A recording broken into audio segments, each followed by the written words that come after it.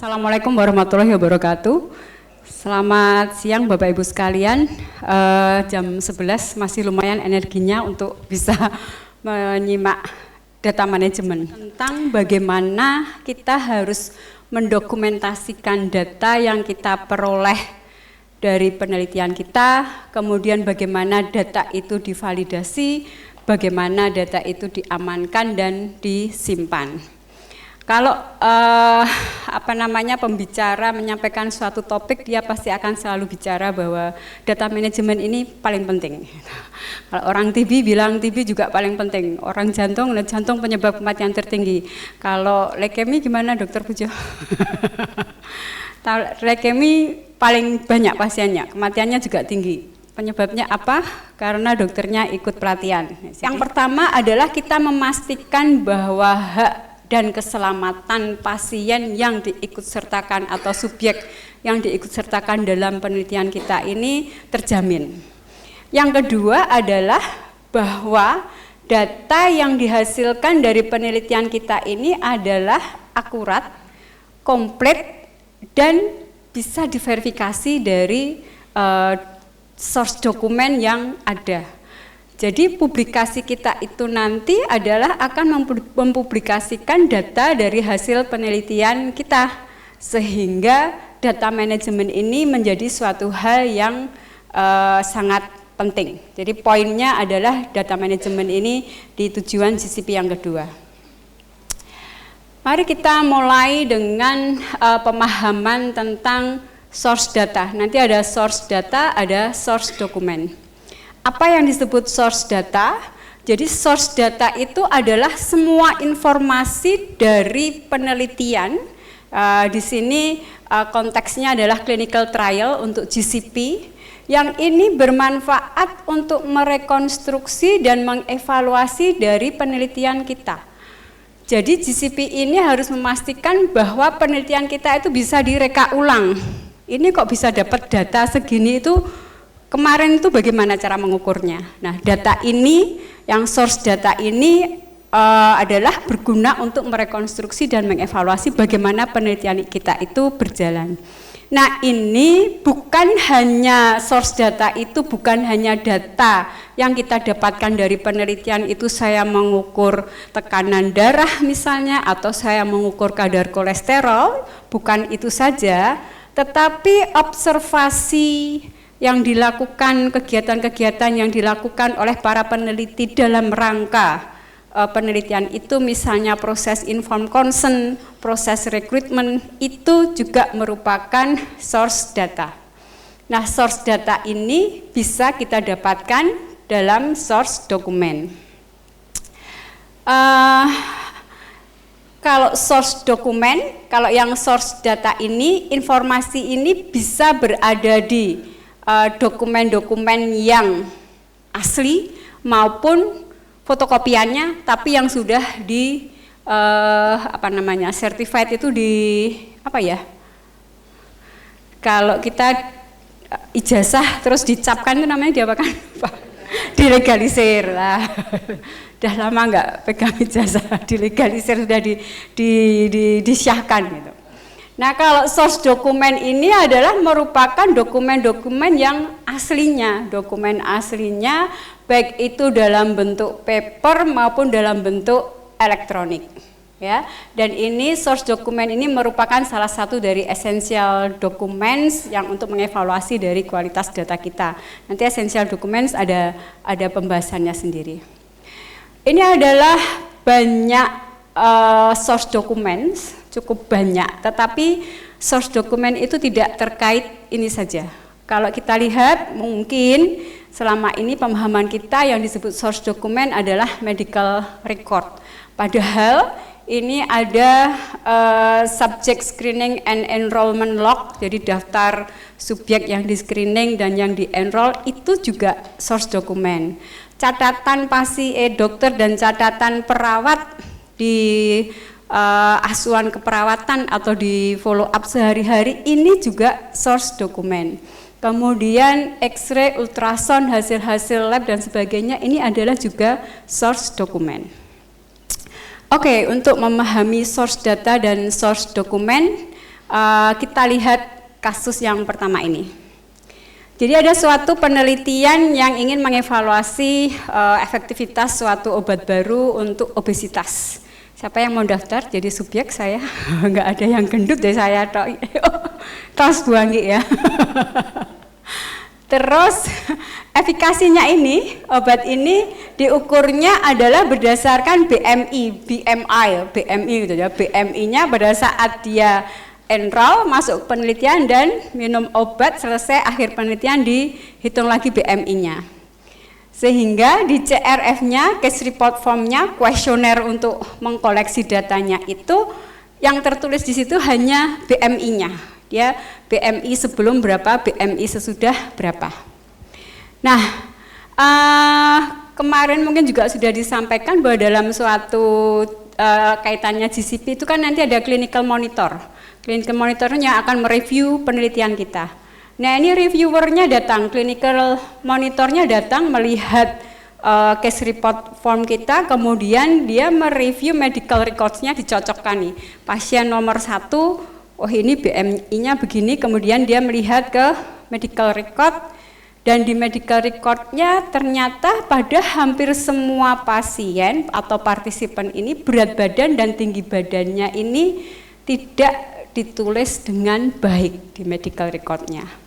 Nah, monggo berdiskusi dulu selama sekitar 2-3 menit, komentar terhadap situasi ini menurut Bapak Ibu sekalian bagaimana. Kita bagi 4 aja kali ya, biar nggak terlalu banyak. 1, 2, 3, 4 sampai Bu Heni, 1, 2, 3, 4 sampai Pak Eko, 1, 2, 3, 4 pas Mbak Dwi, 1, 2, 3, 4 Pak Lutfi, 1, 2, 3, 4 Bu Endah. Ini 3, 4, yang ini 3. Ya, monggo silahkan.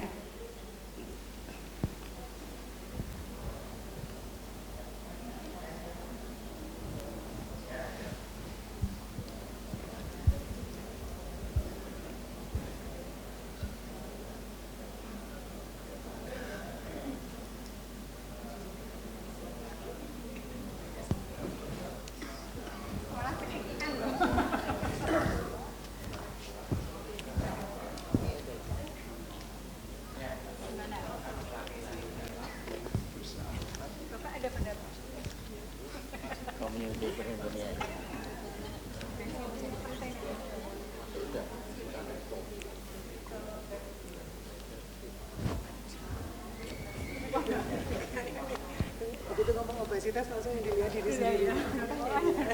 Studinya itu apa ya? Mau ikut gitu ya? Iya.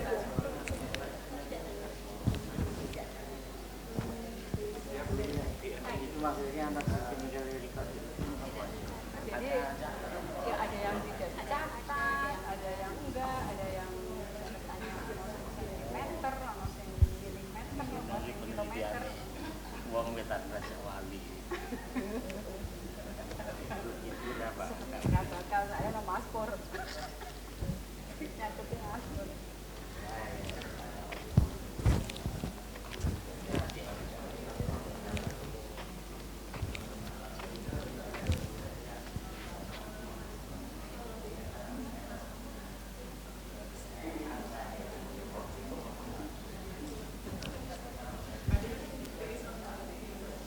Ya, oke. Kita mulai dari grup ibu-ibu. Grupnya apa Bu? Manis manja. Wah. Silakan, monggo. Bu Suci. Any comment? Boleh komen apapun. Jadi pada perencanaan penelitian ini, Dok, untuk mungkin SOP-nya harus diperjelas karena pengukuran berat badan dan tinggi badannya ada yang tercatat, ada yang tidak tercatat. Mengakibatkan untuk mau mencari body mass index-nya otomatis akan terjadi masalah. Kemudian yang perlu dievaluasi adalah menurut saya yaitu jadi protokol awalnya harus lebih dijelaskan lagi. Terima kasih. Oke, terima kasih, bagus. Nambah Bu Heni? Ya, silakan. Ya, terima kasih. Menambahkan, jadi kalau ini kan penelitiannya akan mencoba obat yang baru, artinya kita akan mendatangkan sampel. Nah, kenapa kok kita harus berpegang pada medical records. Kenapa tidak kita ukur secara langsung? Sementara kita tahu bahwa medical records itu dalam mengukur berat badan dan tinggi badan untuk mengusulkan BMI itu dilakukan oleh banyak orang dan banyak alat ukur yang kita tidak tahu validitas dan reliability dari alat tersebut. Ya, oke. Nanti kita bahas. Next. Oh, Pak Real. Pak Riyad, ya. Harusnya pakai mikroskop enggak ya? Salah posisi duduk dekat mikrofon.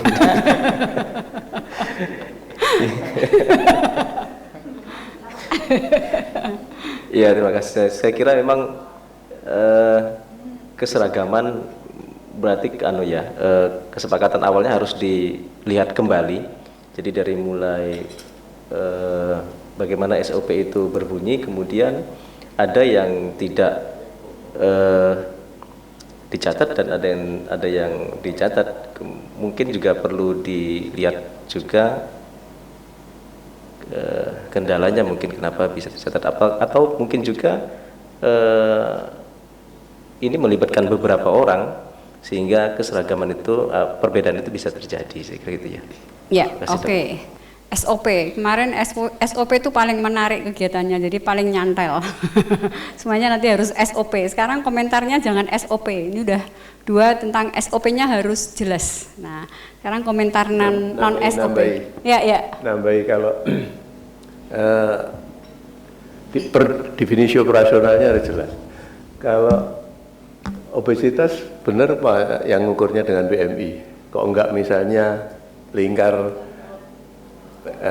pinggang gitu, yang itu mungkin yang salah satu tuh komentar untuk, jadi harus dia yang disebut obesitas itu apa? Definisi operasionalnya harus jelas. Ya. Oke, ya terima kasih Prof. Monggo, Bu Dwi dan teman-teman. Menambahkan mungkin di CRF-nya harus tambahin data berat badan, tinggi badan, Dok. Oke, ya usulnya di CRF saja ditulis berat badan, tinggi badan. Seperti yang disampaikan Bu Heni tadi ya, mungkin daripada di medical records di CRF saja. Ya, silahkan Pak Lutfi.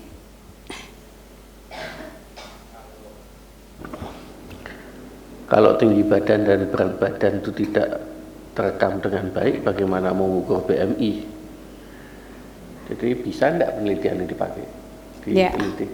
Oke, ya. Bagus komentarnya. Terus ini diwakili dari grup obesitas.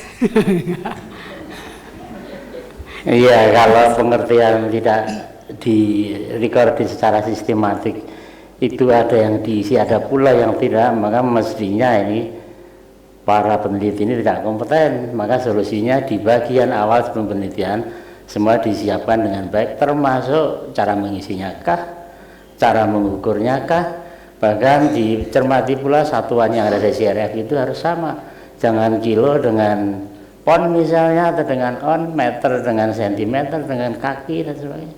Ya. Jadi semuanya harus tertulis sebagaimana yang seharusnya. Terima kasih. Oke, good. Terus ibu-ibu 4. Kemungkinan kami mengusulkan untuk menambahkan data tentang efek samping obat, mengingat ini adalah obat yang baru. Efek samping obat, ya. Monggo, Pak Kardi. Ya, karena ini untuk mengukurnya itu pakai BMI, sedangkan untuk BMI-nya itu harus ada data yang baik tentang berat badan, tinggi badan, maka hasilnya pun saya pikir tidak valid dari penelitian ini nanti. Ya, oke. Jadi sebenarnya dari kasus ini kita akan belajar yang disebut source data yang mana? Source datanya. Medical recordnya, source data. Source data adalah semua informasi yang terdapat di dalam clinical trial itu yang tercatat di dokumen dalam penelitian itu. Jadi source datanya adalah tinggi badan dan berat badan. Kalau medical recordnya adalah source dokumen. Kalau BMI-nya adalah dia adalah derived data, jadi data yang sudah diolah. Nah, sebenarnya kunci utamanya memang SOP-nya. Tadi definisi operasional obesitas, apakah betul BMI, ini nanti adalah tanggung jawab dari penelitinya itu. Nanti dia kepercayaannya pakai BMI atau lingkar pinggang. Kemudian kenapa kok tidak berat badan tinggi badannya ditulis saja di CRF, kemudian memakai alat yang khusus, petugasnya juga khusus. Nah, itu juga nanti kesepakatan di SOP. Tetapi yang lebih penting adalah para penelitinya itu. Karena kadang-kadang walaupun di CRF itu sudah di ada kolomnya, tidak ditulis juga. Itu Indonesia bisa terjadi nggak ada berat badan tinggi badan, BMI tiba-tiba muncul. Nah, itu, dan ini mungkin di penelitian-penelitian yang pernah kita lakukan, hal seperti ini mungkin terjadi. Jadi ini adalah penyimpangan terhadap GCP. Data kita menjadi tidak akurat dan penelitian kita menjadi tidak valid. Ya. Kemudian kenapa kita harus mempunyai source dokumen? Yang pertama itu mengkonfirmasikan bahwa pasiennya, partisipannya, subjek penelitiannya itu ada. Jangan sampai ada data di awang-awang. Jadi karena kita di penelitian multicenter dijatah dapat 100 pasien dalam sebulan, nggak dapat, akhirnya ngarang. Bisa itu terjadi. Jadi ada source dokumennya. Ini kalau mau ngarang jangan lupa source dokumennya juga dikarang ya. Jadi kalau copet jangan kecopetan gitu. Rodok pinter-pinter jadi melangajari ya. Enggak. Tapi ini yang penting. Yang kedua, memastikan akurasinya. Akurasi itu adalah seberapa tepat pengukuran kita dibandingkan dengan yang sesungguhnya. Jadi misalnya berat badan saya berapa ya, 45 aja, 45 kilo diukur 44,7, berarti ya agak akurat, mendekati dengan nilai pastinya. Dan kekomplitan, kemudian untuk memverifikasi data kita yang ada di CRF seperti tadi ada BMI, kemudian clinical monitor ini, reviewer ini tidak akan percaya begitu saja. Dia akan ngecek, ini benar nggak sih BMI-nya 1, berapa, 2, berapa, berat badan tinggi badannya berapa, dia akan ngecek. Kemudian juga akan mengklarifikasi jika ada diskrepansi antara data misalnya di CRF, data yang di depan dan di belakang berbeda, kemudian kita cek ke source dokumen. Ini ada study case lagi. Jadi ini ada clinical trial untuk obat baru tentang hipertensi. Kemudian yang diukur adalah di sini tekanan darah. Dan yang dicatat di dalam penelitian itu di CRF-nya adalah tekanan darahnya. Kemudian di site itu tekanan darah ini diukurnya 3 kali oleh perawat. Kemudian dicatat di catatan perawatnya. Sedangkan dokternya 2 kali sehari ditulis di medical record. Padahal di CRF-nya hanya ada satu aja data yang dibutuhkan untuk tekanan darah. Untuk ini mana yang akan dipakai? Tekanan darah yang dicatat atau diukur oleh perawat, yang pertama, kedua, atau ketiga, atau mau dirata-rata, atau yang diukur oleh dokternya. Kira-kira yang mana?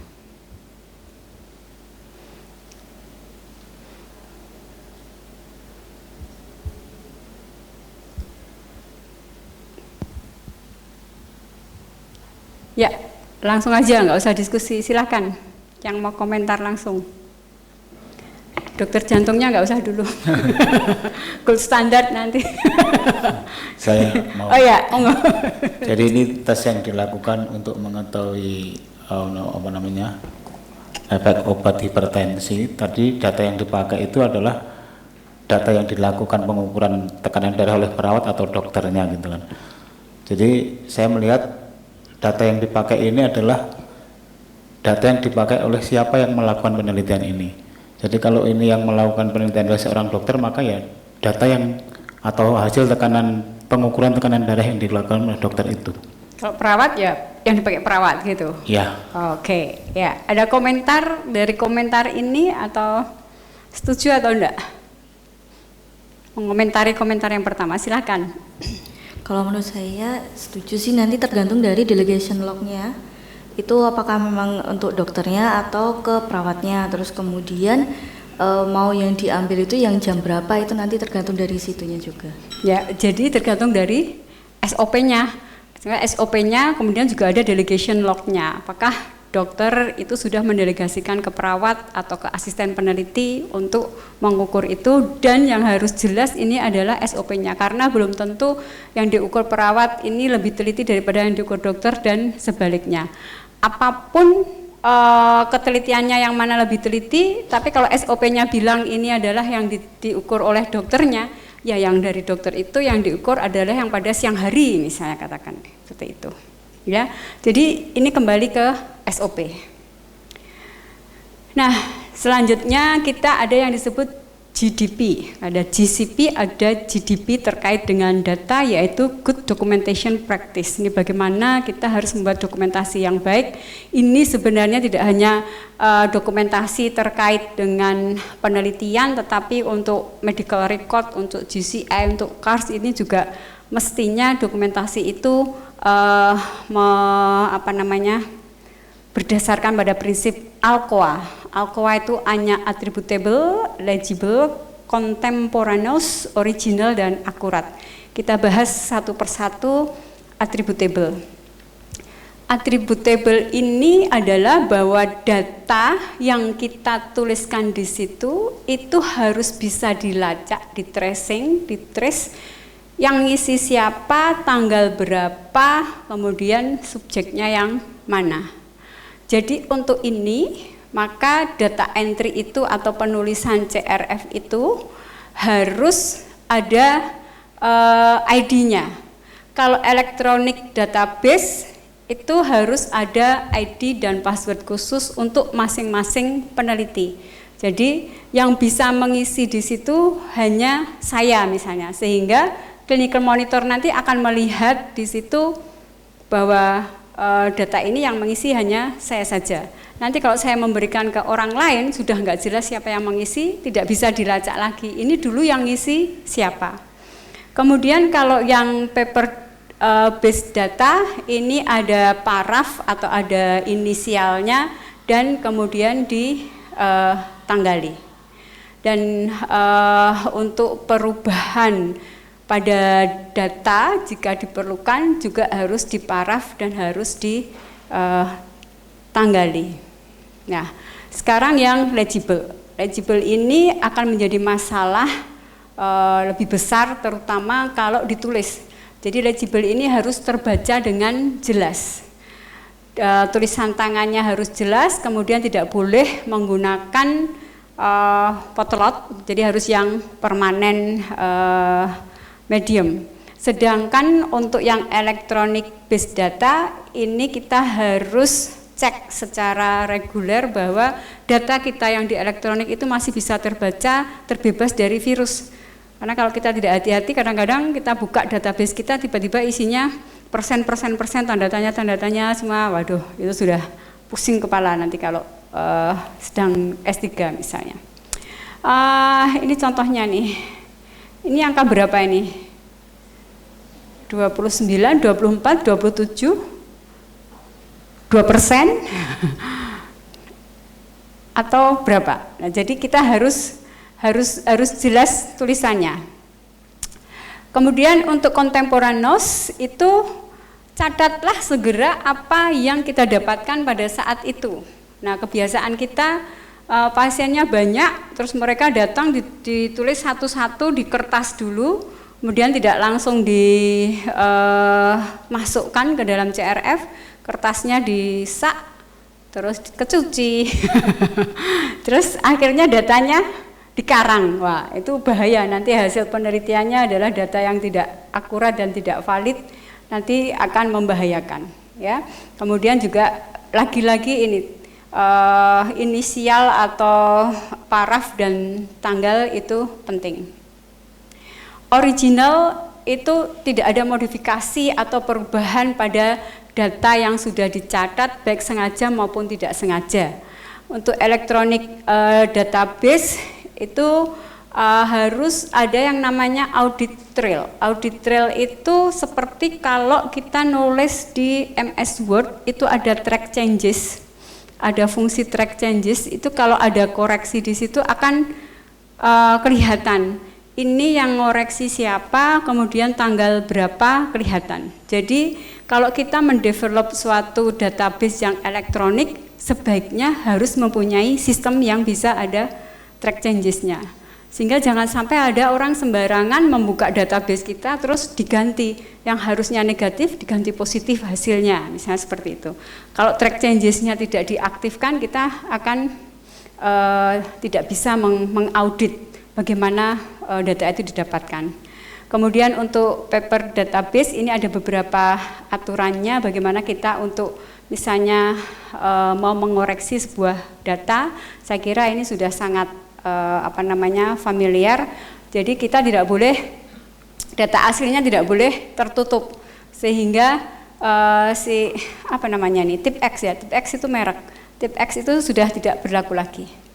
Misalnya ini ada data 5 ternyata salah, ya kita tinggal nyoret begini saja, kemudian tulis yang benarnya, kemudian kita inisial dan dikasih tanggal kapan ini dirubah. Dan kalau perlu kita tulis di sini alasannya mengapa ini kok diganti menjadi 4. Bagaimana kalau ternyata setelah dilihat lagi yang betul adalah 5, padahal tadi sudah dikoreksi, ternyata yang betul 5. Nah, ini kita coret aja, kemudian ini kita lingkari, terus ditulis should be 5 dan kita inisial siapa yang mengganti ini dan jangan lupa tanggalnya. Ya, jadi semua itu harus terdokumentasi dengan baik sehingga itu tadi ada audit trailnya, bisa terlacak dengan baik. Ini berbagai macam contoh kalau kita mengoreksi, misalnya PI-nya kan nanti terakhir yang akan melihat CRF-nya itu. Nah di CRF itu PI melihat weight-nya itu belum diisi gitu. Jangan terus serta-merta ngisi sendiri. Tapi kita menulisi bahwa ini adalah no data. Di situ memang tidak ada datanya. Atau kalau misalnya ada, kita tulis di atasnya, lihat di medical record, jangan langsung ditulis di sini, tapi di atas. Jadi si reviewer atau clinical monitor itu akan tahu bahwa tadinya ini tidak diisi, kemudian diisi oleh si CA. Gitu, ya. Kemudian yang terakhir adalah akurat. Apakah semua detail dari data yang harus kita ukur itu sudah kita dokumentasikan dengan baik? Nah, database itu harus mengcapture semua source data dan datanya ini harusnya komplit, konsisten dan nyata, representatif dari apa yang diukur dari penelitian kita. Ini tambahan aja bahwa kalau kita itu mengikuti GCP sebenarnya mengajari kita untuk teliti ya. Jadi kalau ada kotak 3 itu ya harusnya nulisnya 007. Jangan cuma 7 begini saja.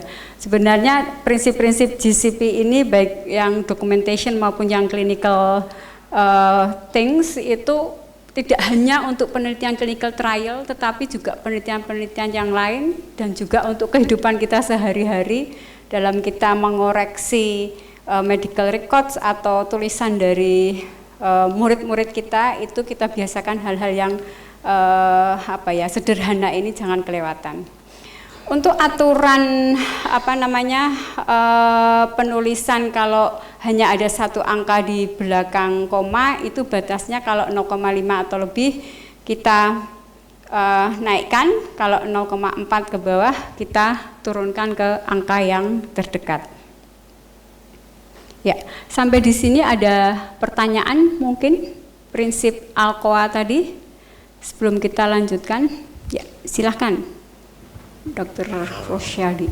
Tadi ada CRF, juga ada original dokumen. Tadi kan yang disampaikan ada dicatat di kertas kecil-kecil dulu itu kan. Baru nanti direkap di CRF-nya apakah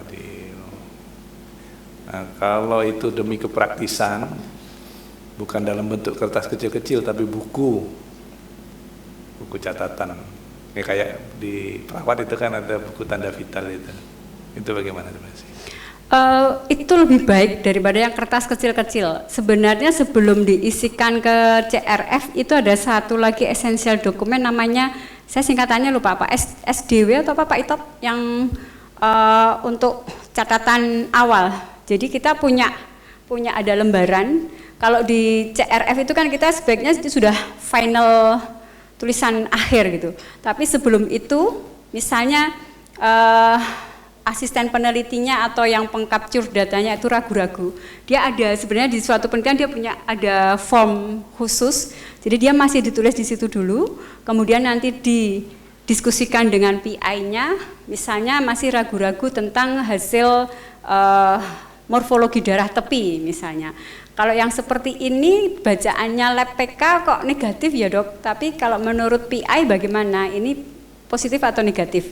Nah itu sebelum masuk ke CRF dia punya catatan, tapi bentuknya tidak yang lembar kecil-kecil itu. Jadi memang dimungkinkan ada form khusus dan itu dibuat khusus untuk masing-masing masing-masing subjek penelitian ada.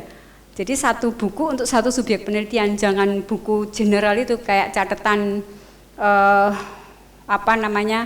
campur-campur. Jadi semuanya, tapi enggak, satu pasien punya satu catatan sementara.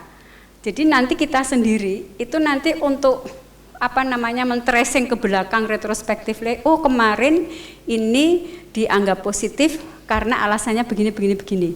Itu adalah senjata kita kalau kita didatangi clinical monitor.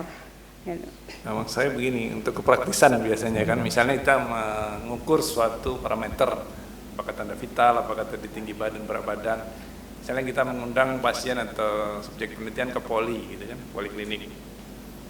Kan untuk kepraktisan kan biar cepat gitu kan. Mungkin satu buku untuk satu parameter tetapi itu meliputi semua subjek. Karena itu kalau satu subjek punya satu buku, nanti bukunya banyak banget gitu. Sebenarnya bukan buku tapi lembaran.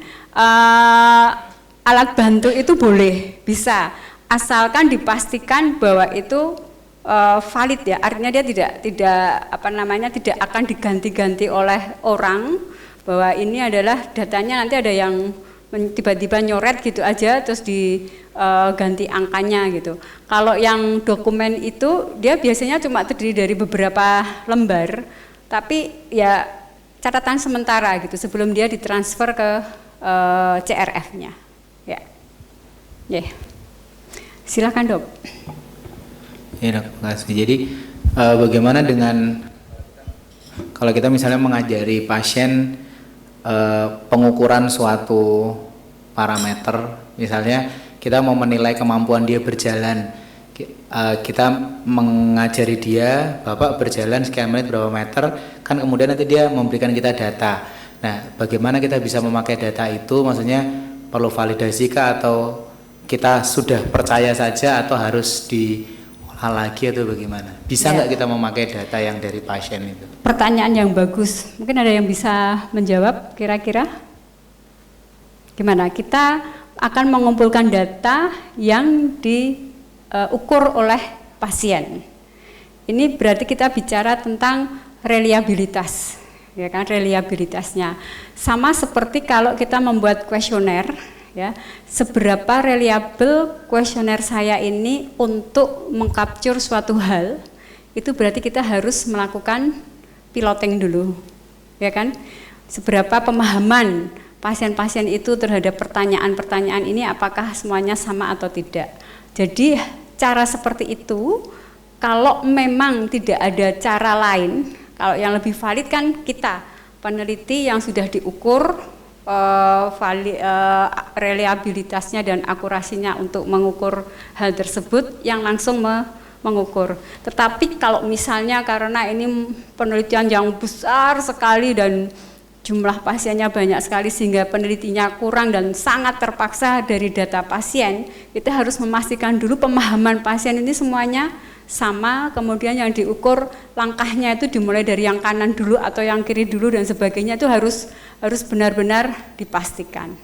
Bisa saja, tetapi kalau bisa dihindari itu ya, karena laporan dari pasien itu sangat subjektif.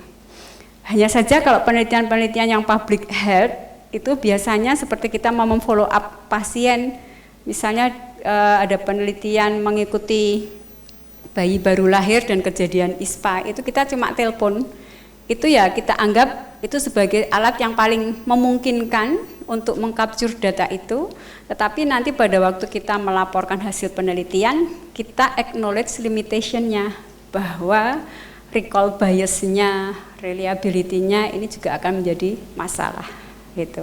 Asal kita mengetahui limitasinya, tidak apa-apa, dan memang tidak bisa dilakukan yang lainnya gitu. Oke, kita lanjutkan kalau tidak ada pertanyaan. Sekarang kita bagaimana memanage data yang tulisan, bukan yang elektronik. Untuk data yang tertulis ini tadi segera dicatat, kemudian tidak bisa dihapus ya, pakai ballpoint yang tidak melobor gitu ya, dan tidak pakai pensil, kemudian bisa dibaca dan jangan lupa di paraf inisial dan ada tanggalnya. Ada case tadi yang ketiga ini. Ini penelitian multi center, kemudian CRF-nya ini si coordinating investigator yang utamanya, dia akan mengoleksi datanya ini dengan menggunakan Excel. Kemudian ini multi center, setiap center diberikan copy dari template-nya si Excel ini, sehingga si data dari setiap subjek penelitian itu akan dimasukkan dalam worksheet di tiap template Excel-nya itu. Jadi worksheet 1 untuk pasien nomor 1, nomor 2, nomor 3, dan di Excel itu sudah ada template-nya data apa saja yang akan dimasukkan. Dan direncanakan oleh coordinating investigator itu bahwa data dari masing-masing center itu akan ditransfer setiap bulan dari masing-masing center ke master spreadsheet-nya si coordinating investigator. Nah, silahkan, kita sudah belajar tentang GDP Alcoa, Good Documentation Practice. Bagaimana menurut Bapak Ibu sekalian pendekatan seperti ini, dan hal-hal apa saja yang harus kita pertimbangkan kalau kita menggunakan data yang dikumpulkan secara elektronik? 5 menit, grupnya seperti tadi. Silahkan. Nah, sini Pak Kardi et al. Pak Aditya, gimana? Yang pertama dulu. Menurut saya kalau seperti ini kasusnya bisa-bisa saja sih, maksudnya dilakukan, tapi harus diperhatikan tentang, saya lebih ke Excel-nya itu kayaknya. Jadi setiap pasien satu worksheet itu kayaknya kalau pasiennya banyak, nanti worksheet-nya juga banyak sekali, itu nanti rawan salah entry mungkin Bu. Ya, oke. Grup selanjutnya untuk pendekatan ini. Ya kalau seperti itu menurut kami sih tidak apa-apa, bisa dilakukan.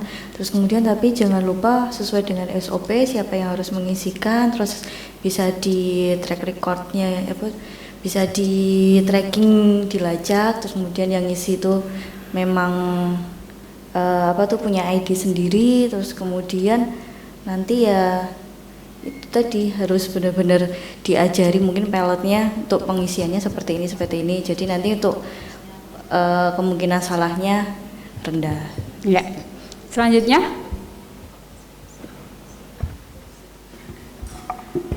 Terima kasih dari kelompok kami. Karena pengumpulan data ini multi center, maka investigator atau peneliti utama itu harus menjelaskan SOP-nya terlebih dahulu, cara-cara memasukkan data. Kemudian juga harus orang yang memasukkan data ini memiliki pemahaman yang sama di dalam cara memasukkan data. Jangan sampai ada yang bisa memasukkan secara Excel, ada yang tidak. Kemudian juga masing-masing ini harus memiliki ID dan password yang bersifat rahasia, jadi tidak bisa intervensi oleh orang lain. Kemudian seorang IP atau peneliti utama itu sesekali harus berkunjung ke tempat di mana tempat itu dilakukan penelitian atau mendapatkan data itu dari mana, karena sesekali harus melihat bagaimana cara memasukkan data itu secara langsung. Terima kasih. Oke, Gus, yuk selanjutnya Bu Anggi dan teman-teman. Prinsipnya sama dok, pakai password, jadi hanya orang tertentu yang bisa mengisi. Tetapi seperti tadi kata Dr. Rosadi, master data itu juga harus terprotek. Kemudian kami juga membayangkan tetap perlu ada hard copy yang desain. Jadi ketika selesai di situ tetap harus ada tanda tangan atau paraf, sehingga kalau terjadi sesuatu dengan yang sifatnya elektronik tetap masih ada hard copy. Oke, selanjutnya Bu Dwi. Saya menambahkan pastikan bahwa elektronik itu terbebas dari virus, kemudian disimpan di banyak file. Jadi nanti kalau misalnya yang satu hilang masih ada backupnya. Ya, ada backup. Oke. Terus next. Ini grupnya jauh-jauhan, nih telepati diskusinya. Iya.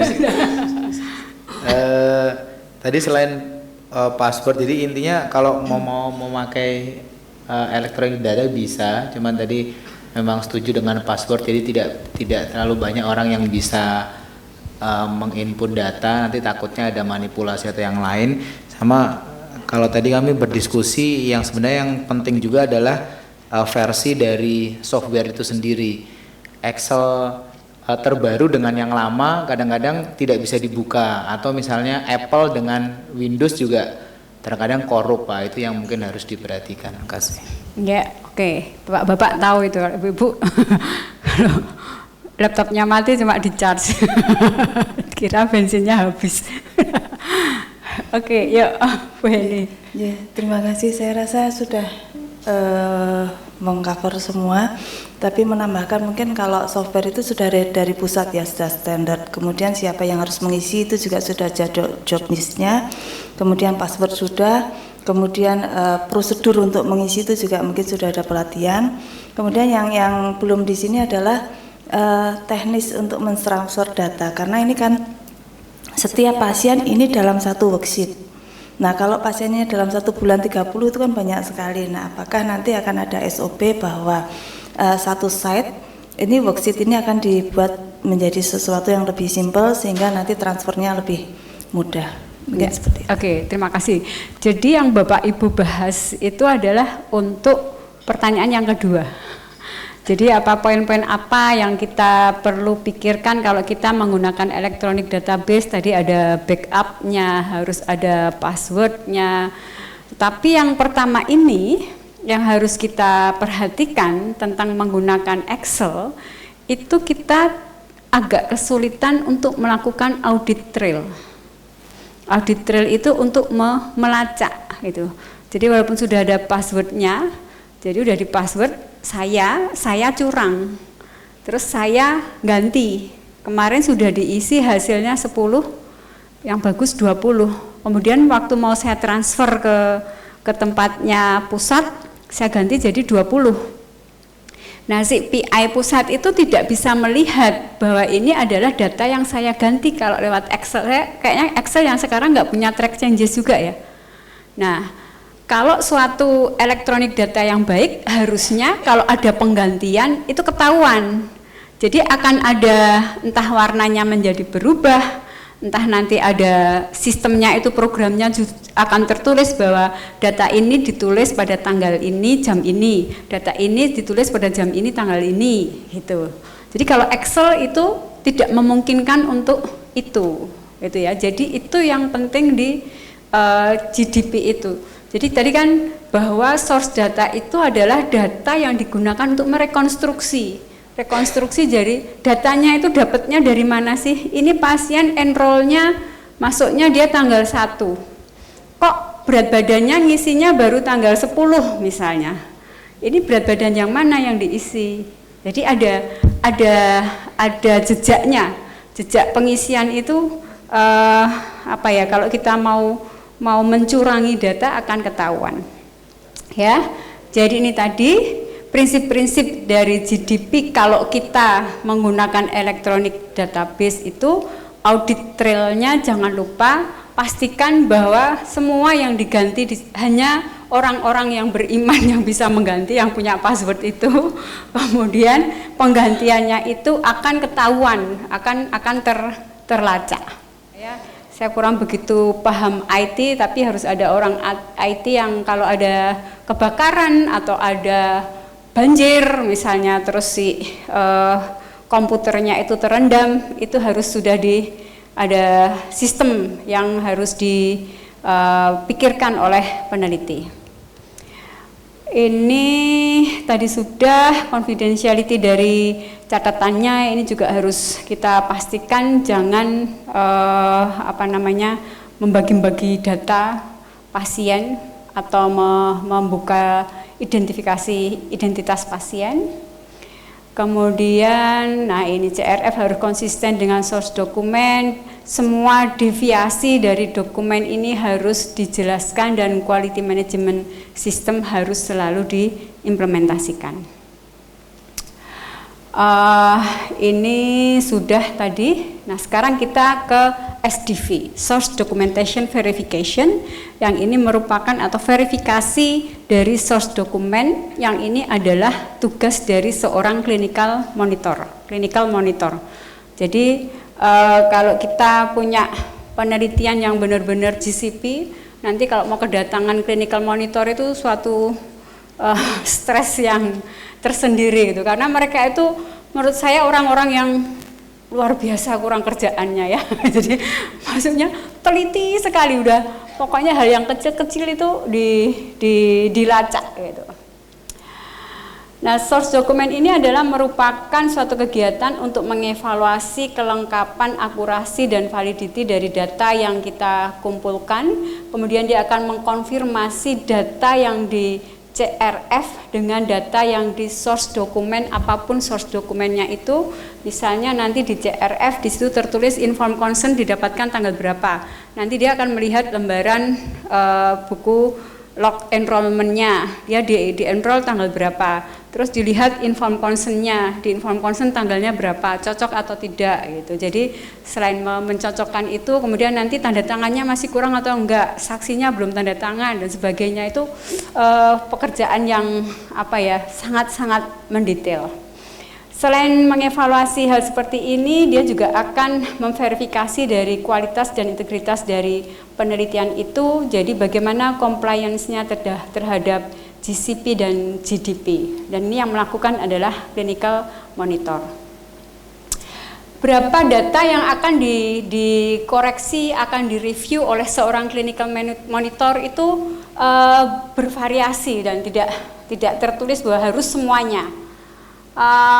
Ini biasanya tergantung juga dari clinical monitornya itu seberapa pengalamannya. Kadang-kadang dia 10% dulu. Kalau misalnya jumlah subjeknya hanya 100, dia akan melakukan semuanya. Tapi kalau sampai ribuan gitu, dia akan mulai 10% dulu. 10%, oh ternyata dari 100 yang salah 120, loh kok bisa? Karena yang lainnya tambah salah-salah di source dokumennya. Nah nanti kalau dia berapa persen dia errornya, oh ini sudah 100% komplit, bagus semuanya baik, dia tidak akan menambah lagi untuk melihat yang lainnya. Itu tergantung dari si clinical monitor itu sendiri yang akan menentukan. Biasanya apa saja yang diverifikasi? Ini adalah data-data penting yang biasanya akan menjadi perhatian para clinical monitor. Informed consent, suatu hal yang dulu kita bukan sangat sering mengabaikan. Pokoknya pasiennya kon tanda tangan gitu kan, zaman dulu. Apalagi dulu malah nggak dikasih tahu, pokoknya ikut penelitian aja. Informed consent ini akan menjadi hal yang dilihat dari para clinical monitor itu, dia akan teliti sekali di situ. Kemudian mencocokkan apakah subjek ini sudah memenuhi kriteria untuk inklusi dan tidak ada kriteria eksklusinya. Kemudian endpointnya, outcome primer dan sekundernya. Kemudian pelaporan tentang efek samping severe adverse events yang berat, itu juga bagaimana pencatatannya dan pelaporannya apakah sesuai dengan prosedur, dan juga prescription persiapan dari obat-obatan itu keluar masuknya dia di farmasi bagaimana, itu juga akan menjadi perhatian dari clinical monitor. Ini ada case study lagi, clinical trial malaria di Asia. Kemudian hasil labnya ini dilakukan secara manual, hasilnya ditulis di kertas. Clinical monitornya datang, kemudian dia cek antara CRF dengan data yang ada di lab sebagai source dokumen dan datanya itu sebagai source data. Ternyata kemudian si clinical monitor menginterview teknisinya di sana, petugas labnya, dan ternyata bahwa masing-masing petugas ini berbeda. Ada 3 macam pencatatannya dan berbeda-beda semua. Masalahnya apa ini kita di sini?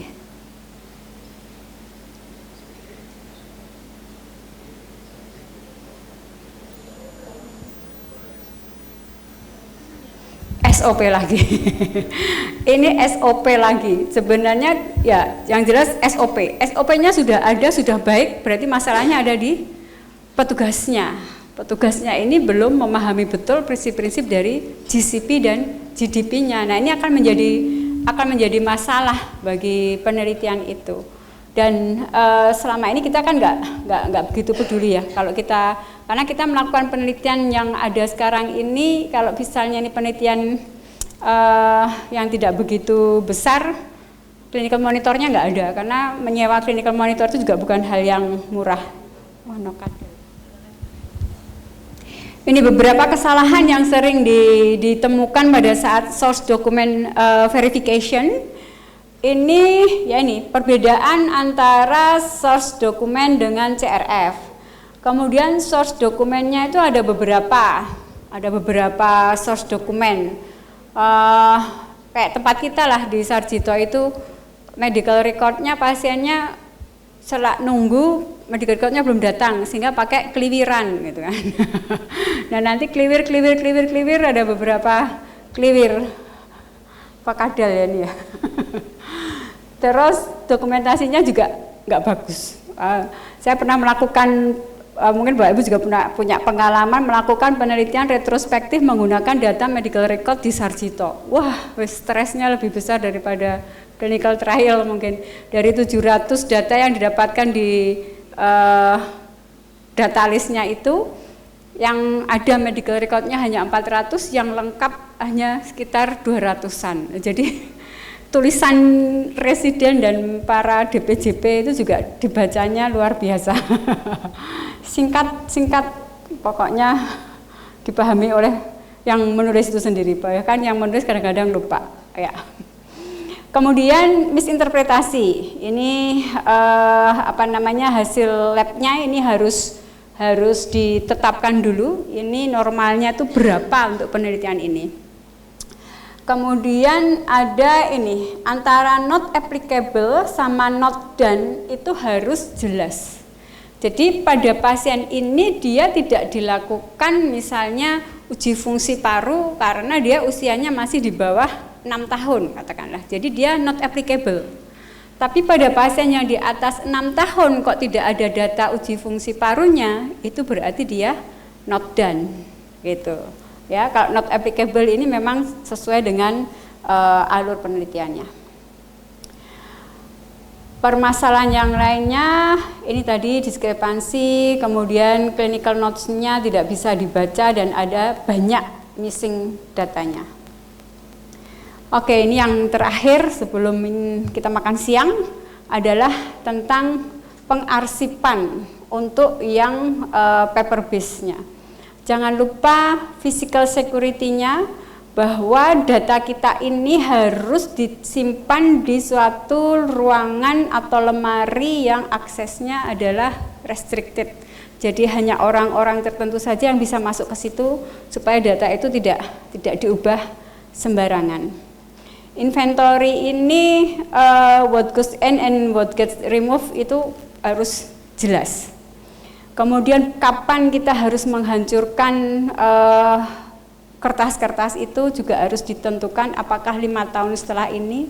Temperatur kontrol jangan lupa, humidity di Indonesia ini sangat tinggi, dan jangan lupa juga ini patch dari rayap ya sudah disimpan rapi-rapi, orang-orang nggak bisa mengakses rayapnya pesta.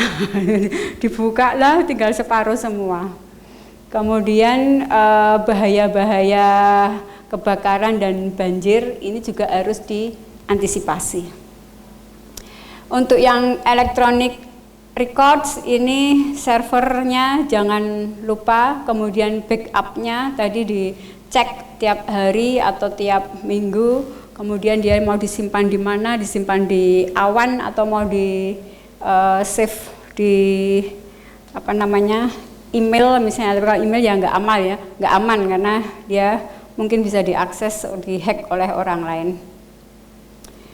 Nah, ini salah satu contoh penyimpanannya seperti ini, hanya bisa diakses oleh orang-orang tertentu saja. Nah, ini ada di Eropa itu dia penyimpanan data-data ini bisa sampai 25 tahun setelah obat itu disetujui untuk dipasarkan.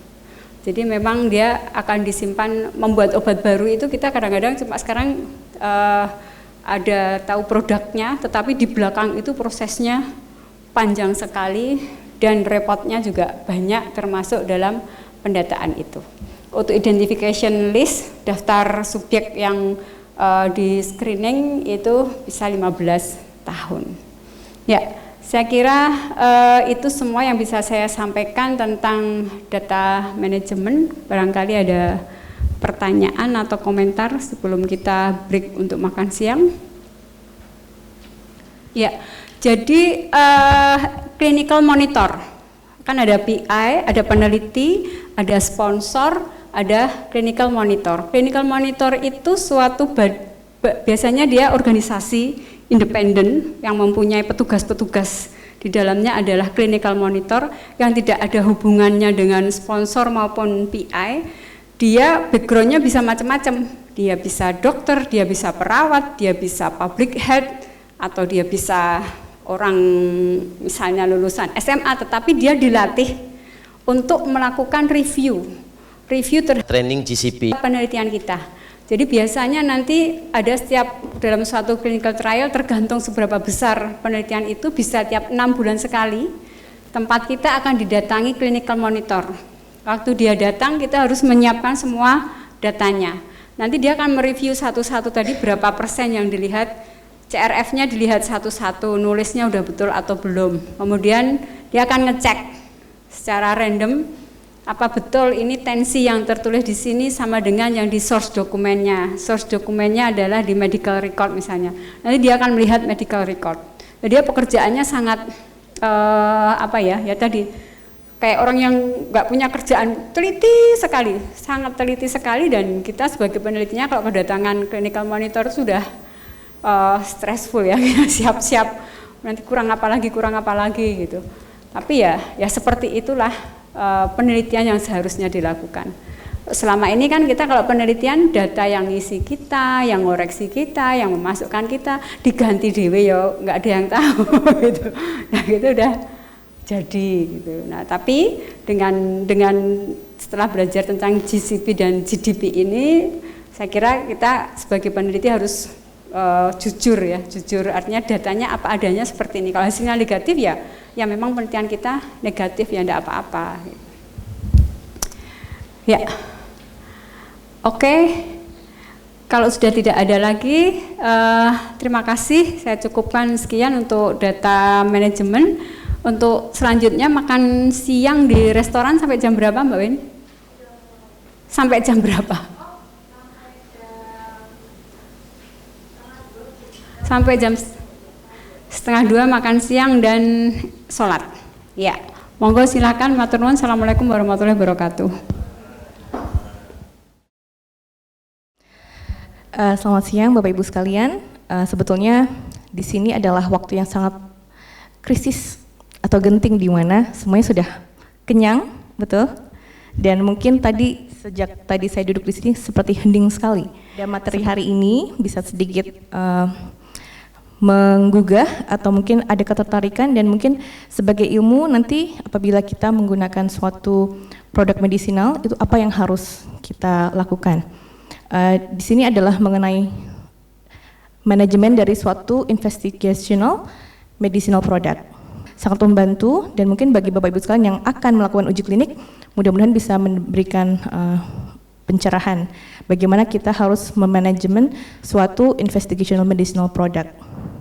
Baik, langsung saja, mungkin tidak perlu berkenan lagi, kemarin sudah.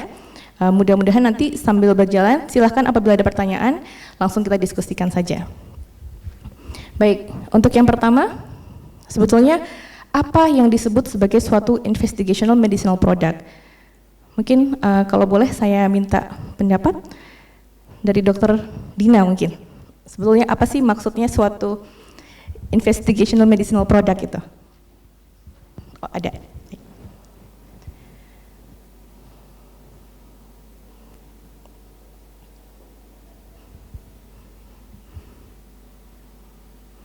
Ada pendapat?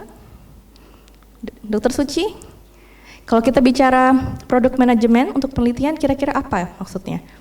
Itu apa sih yang harus di manajemen?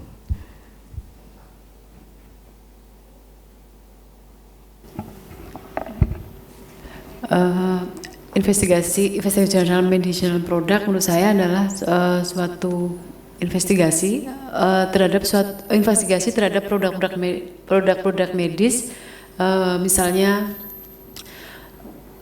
tentang pengadaan alat medis baru di rumah sakit, perlu dilakukan investigasi. Oh, berarti investigasinya? Atau mungkin ada pendapat yang lain? Investigational medicinal product. Bu Heni, boleh? Produk investigasional maksudnya? Produk investigasi.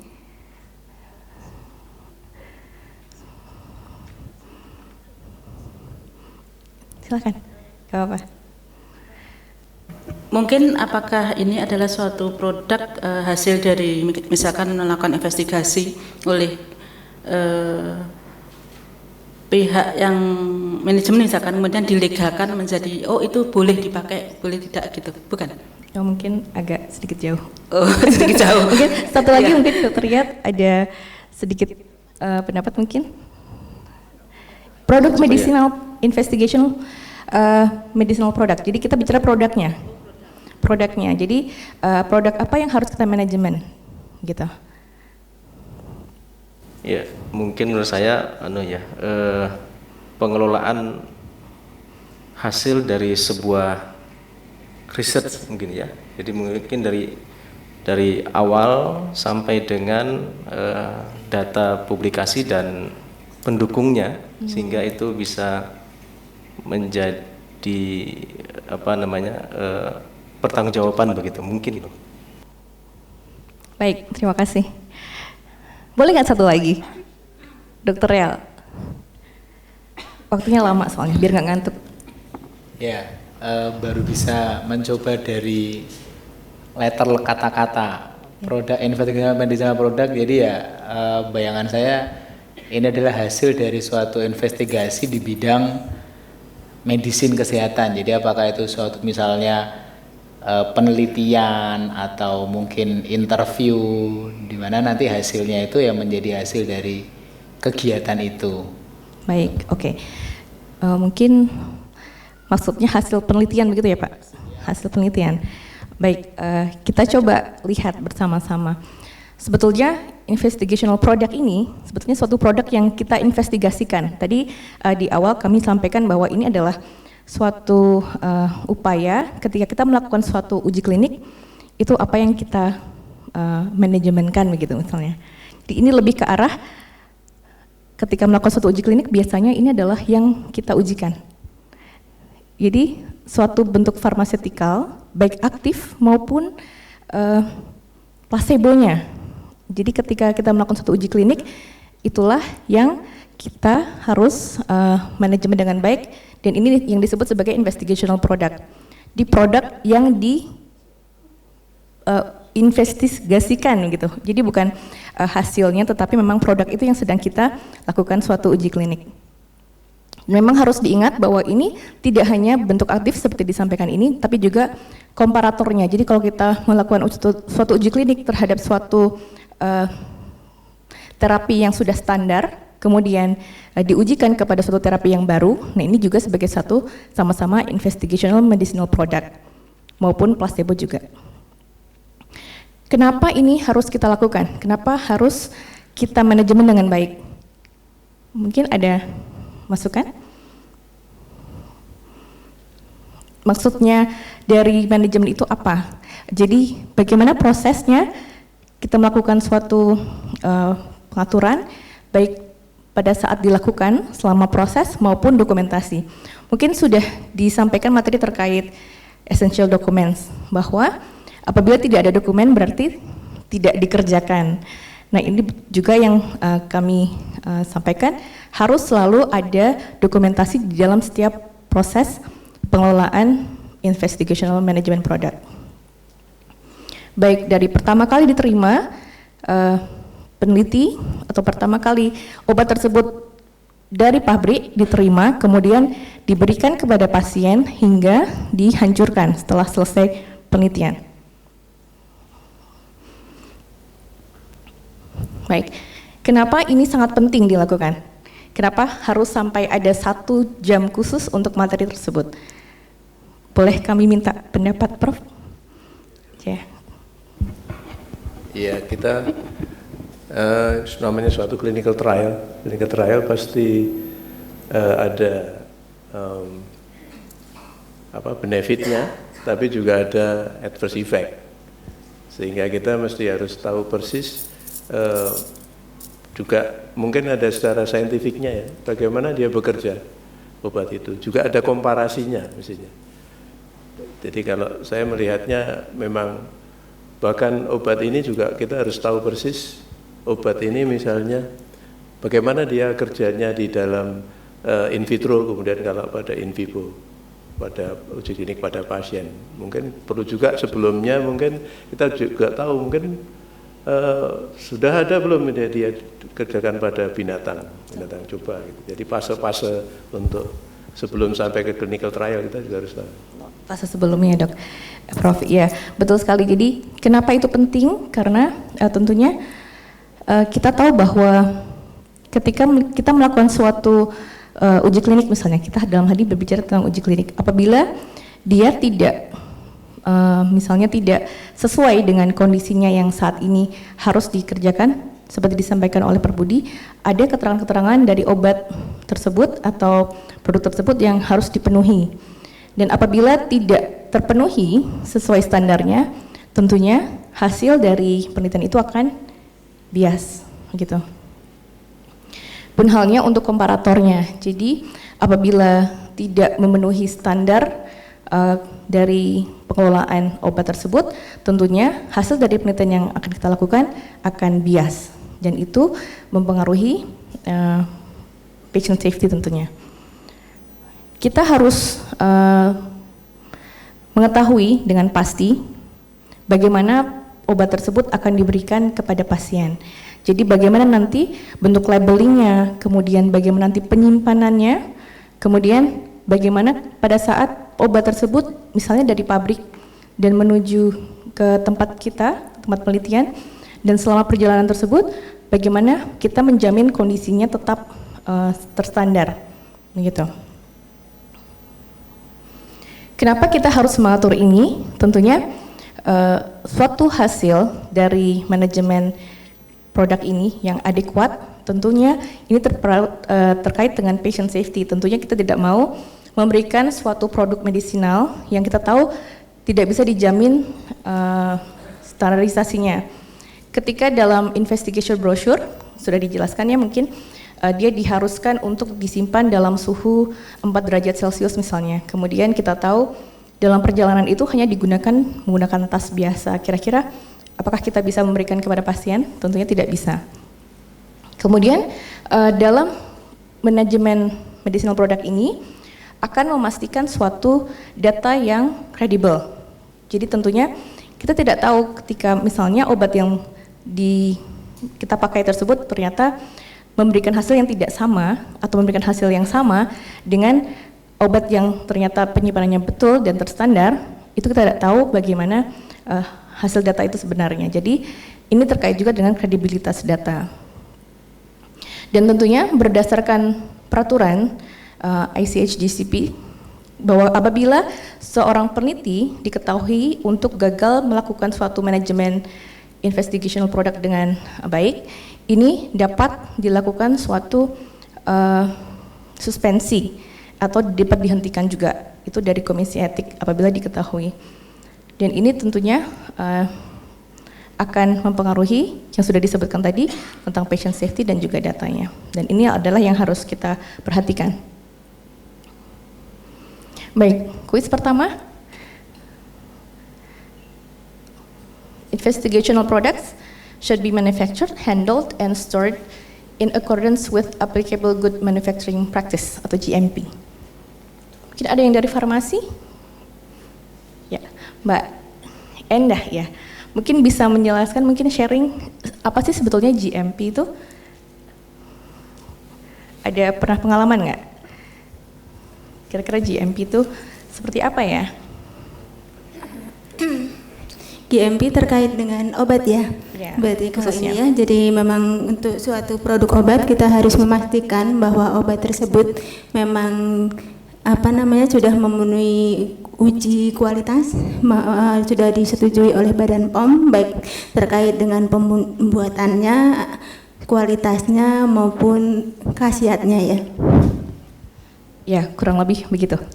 Jadi kita tahu suatu istilah GMP, Good Manufacturing Practice, ini suatu standar seperti kalau kita melakukan penelitian dengan GCP, itu kita suatu standar penelitian internasional GCP. Tetapi kita menggunakan GMP itu adalah untuk pembuatan produk medisinal atau misalnya alat kesehatan juga itu melalui suatu standar yang disebut sebagai GMP. Nah inilah yang kita pegang. Jadi ketika pembuatan misalnya obat herbal misalnya, ketika tidak melalui suatu proses GMP, bagaimana kita tahu obat tersebut mengandung komposisi atau kadar zat aktif yang sama antara satu dengan yang lainnya. Begitu. Itu adalah suatu usaha GMP. Juga untuk alat medis seperti mungkin di ortopedi yang seringkali membuat bone graft tentunya sebetulnya itu sudah banyak berkembang, tetapi pelaksanaan pembuatannya tentunya harus dengan GMP. Dan di Indonesia ini baru satu di Indonesia yang sudah tersertifikasi GMP, yaitu di Kalbe. Jadi teman-teman dari ortopedi juga mungkin FKG itu juga sudah melakukan beberapa penelitian dan memang pembuatannya di lab tersertifikasi GMP. Jawabannya tadi berarti true ya? Baik. Untuk pertanyaan kedua, investigational products do not necessarily need to be used in accordance to the protocol. False. Tetapi mungkin tidak suatu saat tidak sesuai dengan protokol.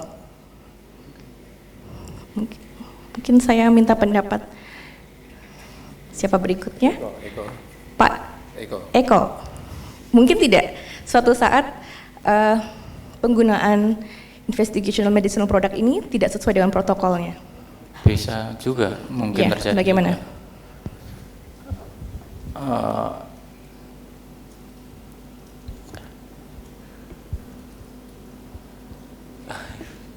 Untuk bisa.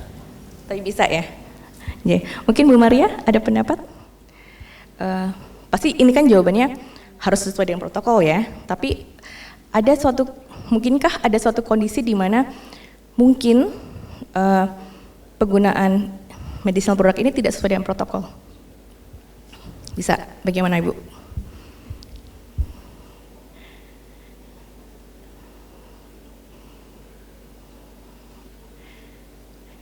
Belum ada bayangannya. Satu lagi deh, Mbak Anissa. Gimana? Mungkin saja itu bisa terjadi karena mungkin berbagai kondisi di lapangan saat uji dilakukan. Namun kita harus tetap melaporkan tersebut ke ethical committee, komisi etik, untuk perbaikan protokol. Ya, bisa. Ya, mungkin maksudnya begini ya. Pada saat kita melakukan suatu penelitian dengan uji klinik itu biasanya pada awal pertama kali kita memasukkan ke komisi etik dengan protokol yang terbaru. Kemudian pada pelaksanaan penelitian terjadi suatu adverse event atau mungkin reaksi-reaksi yang tidak diharapkan kepada pasien dan kemudian mengalami suatu penyesuaian dosis misalnya. Kemudian pasti akan berubah. Karena itu akan tetapi tetap harus direvisi, dilakukan amandemen untuk kepada komisi etik untuk ditetapkan sebagai protokol baru. Nah itu, begitu penjelasannya. Ada pertanyaan sebelum kita beranjak? Kalau di rumah sakit biasanya, kalau untuk residen PPDS kita kalau pada ngantuk semua, kita minta yel-yel. Sarjito luar biasa, tapi nggak usah ya. Nanti Sarjito pagi-pagi seperti Bu Rini, seperti itu. Baik, ini adalah suatu overview dari manajemen investigational medicinal product pada umumnya. Jadi kalau kita lihat slide ini menjadi suatu garis besar, sejak pertama kali kita akan melakukan suatu uji klinik atau maupun pengelolaan IMP ini, kita harus tahu mengenai informasi apa saja informasi yang ada di dalam obat ini. Itu biasanya ada di dalam suatu dokumen yang namanya investigational brochure. Jadi seperti yang disampaikan oleh Prof. Budi Yudi tadi, biasanya dalam penggunaan uji klinik itu sudah ada informasi penggunaan obat itu sebelumnya, baik in vivo maupun in vitro, kemudian ada fase 1, fase 2, dan itu sudah dijelaskan dengan misalnya efek-efek yang mungkin diharapkan. Kemudian dijelaskan juga bagaimana safety dan efikasinya, dan juga mungkin nanti di sana dijelaskan kemungkinan apa yang akan terjadi serta bagaimana cara penyimpanan obat dan lain-lainnya. Jadi kalau kita melakukan suatu uji klinik atau akan menggunakan suatu obat, IB inilah yang harus kita pahami dan hafalkan dan tahu betul sebelum kita menggunakannya kepada pasien.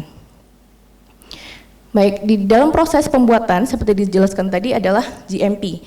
Jadi dalam uji klinik yang baik tentunya semua yang diberikan kepada pasien itu harus melalui suatu sertifikasi GMP.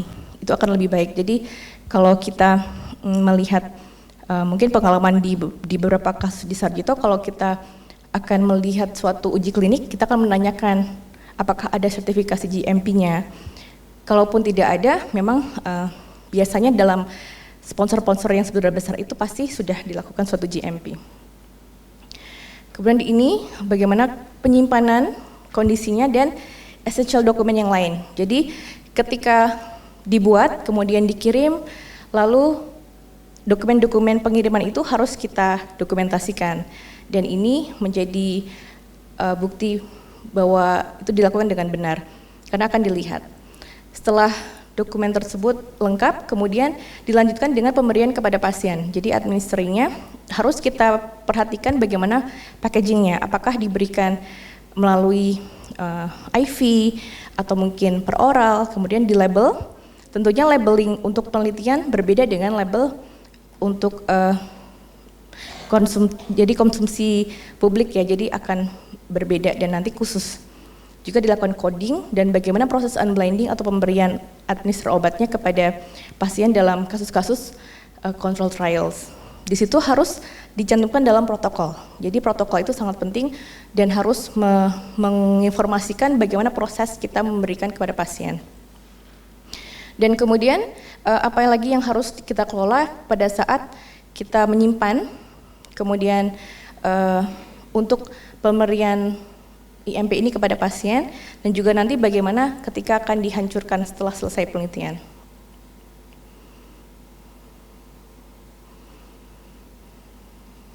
Jadi ini tadi ya, bahwa GMP itu kita menghindarkan pasien dari resiko yang tidak perlu akibat suatu IMP yang mungkin dikelola dengan tidak baik. Jadi apabila kita sudah tahu dia ter-GMP, berarti kita bisa hampir yakin 100% memastikan bahwa apa yang kita berikan kepada pasien itu sudah terstandar dan kadarnya sama dan mungkin memiliki efikasi yang sama gitu. Baik, mungkin sebelumnya ada pertanyaan terkait GMP dan handling proses pembuatan. Baik, kita ke kuis nomor 2. Silahkan dibaca dulu. Tanggung jawab dan akuntabilitas dari IMB ini adalah terletak di tangan farmasis. Kemarin sudah mendapat materi tentang peran PI, peran sponsor, peran lain-lain? Belum ya? Oke. Saya minta masukan. Betul atau salah? Selanjutnya siapa ya? Bu Erlina.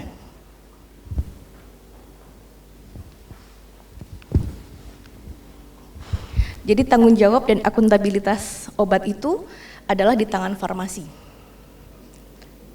Betulkah? Jadi kalau ada penelitian di Bangsal misalnya Bu, yang bertanggung jawab atas obat itu adalah farmasinya gitu. Apakah setuju?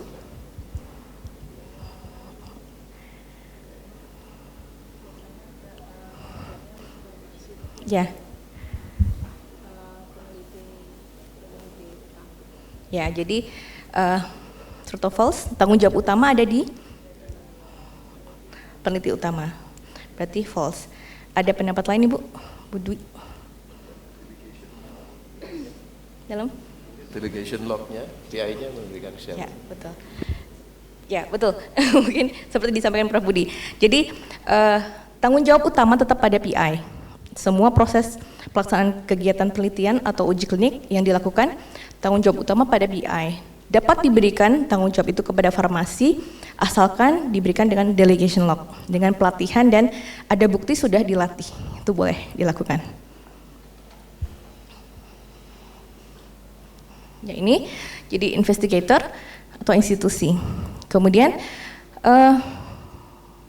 seperti disampaikan tadi, untuk tugas apapun misalnya, seperti mungkin nanti pemberian informed consent maupun pemberian obat, itu juga boleh diberikan kepada seseorang yang didelegasikan, asal tercatat dan di bawah supervisi PI. Baik, mungkin sudah ada Bapak Ibu sekalian yang sudah pernah melakukan uji klinik. Kalau Prof. Budi mungkin sudah sering ya. Ada yang lain mungkin? Monggo Dok. Untuk diskusi saja ini. Oh ya. Dulu sekali waktu saya baru lulus dokter itu pernah ikut uji klinik di populasi. Ya, dengan pemberian suplemen, kapsul suplemen untuk anak-anak bayi itu ya. Vitamin A, zinc, terus besi. Masing-masing satu-satu, ada yang dicampur, ada yang placebo gitu ya. Nah, ini kan tentu perlu manajemen produk. Iya. Baik pengemasannya, produksi obatnya itu pengemasannya, kemudian codingnya juga. Ini kan double blind. Subjek tidak tahu, peneliti juga tidak tahu. Saya kira bagaimana, apakah juga termasuk di sini itu manajemen coding dari produk apa, investigation produk ini, apa masuk di sini itu, termasuk mengelola codingnya nanti dan bagaimana membuka codingnya itu. Ya, itu nanti secara teknik memang dalam sampling ya Dok. Khususnya nanti dalam teknik sampling itu ada beberapa macam cara, seperti bisa ada daftar semuanya sudah ditentukan, jadi nomor sekian dia akan mendapatkan ini, nomor sekian akan mendapat ini, atau consecutive sampling yang bisa secara acak. Itu tergantung, silahkan nanti dari metodologisnya ya, jadi itu bisa apa saja, tetapi yang penting adalah memastikan ada tanda yang jelas. Oh,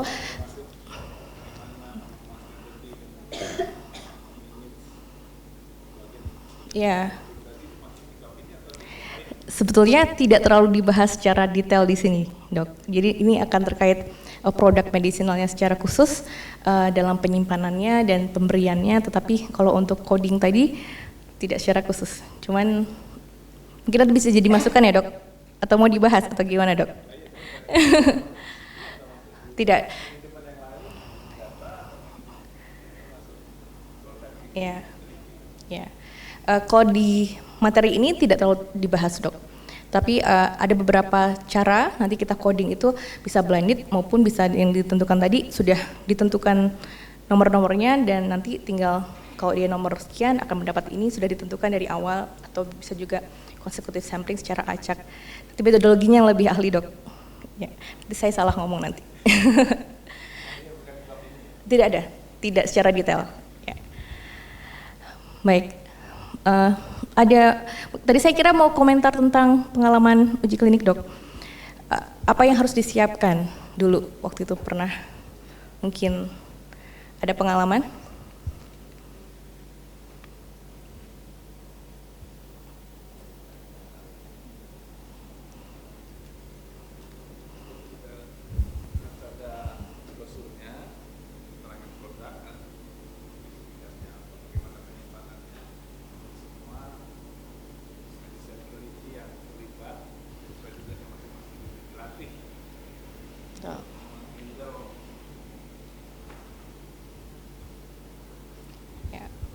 Iya, betul, Dok.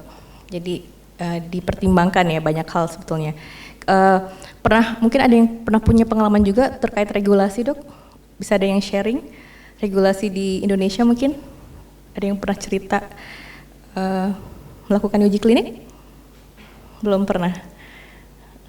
Ya, belum ya.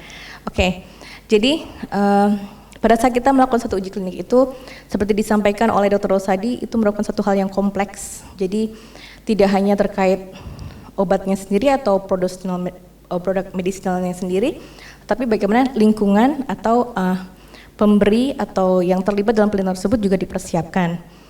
Dan juga ketika kita bicara tentang suatu regulasi, sepertinya kompleks ya, kompleks sekali. Jadi nanti mungkin tadi harapannya ingin sharing apabila ada yang sudah pernah melakukan uji klinik, kira-kira punya hambatan apa bisa berceritakan. Sudah pernah ya? Belum ya? Baik. Baik, ini adalah yang seperti disampaikan tadi.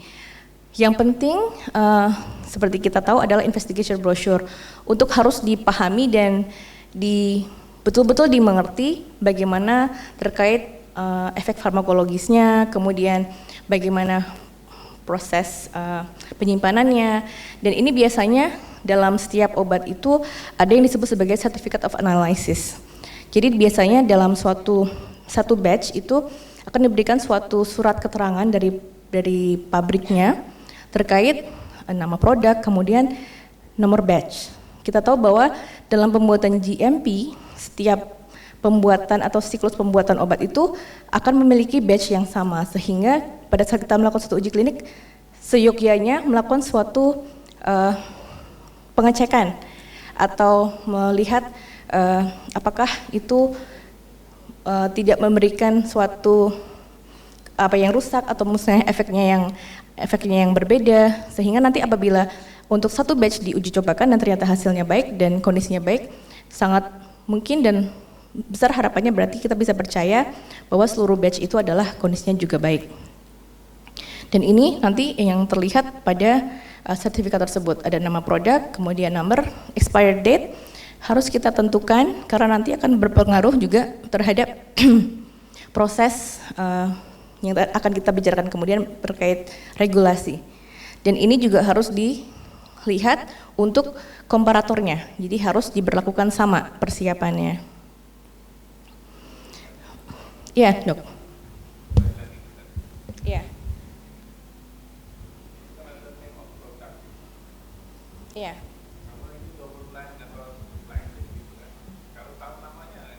Oh, ini mungkin di fase persiapan, Dok, sebelum kita administer atau diberikan kepada pasien atau subjek. Jadi pada saat pertama kali kita akan menggunakan suatu produk, tentunya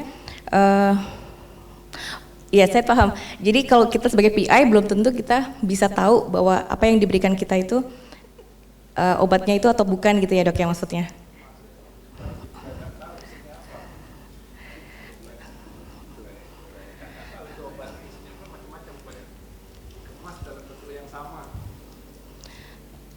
Ini maksudnya di populasi dok.